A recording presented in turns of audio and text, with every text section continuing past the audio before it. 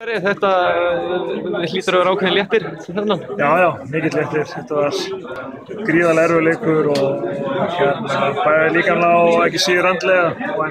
Við vorum mjög einbeittir frá fyrstu mínútu og þetta kom smá mótvindur eins og í flestum leikjum við en við náðum að vinna okkur fljótlega aftur inn í leikinn og við fórum þetta langt að barndum í dag og bara liðsild. Þeir máttu nú ekkert mikið taka á þessum Egyptum, þeir voru fljótir að dómarinn og fljótir að reyka ykkur út af. Þetta er línan sem búin að vera, þetta erum við stundum ósáttu við sum atriði, maður finnst stundum allt í lagi að dæma á þetta en stundum finnst okkur verða að vera kannski óskiptsaklust. Við þurfum aðlaga okkur að þessu sem maður segir og við erum að reyna það.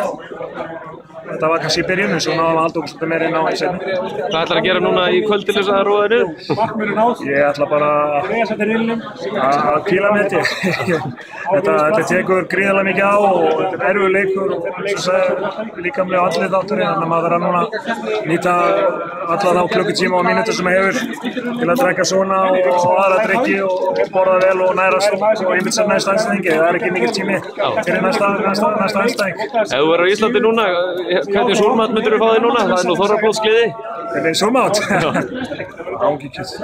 Ég er bara að mista hangikjöt.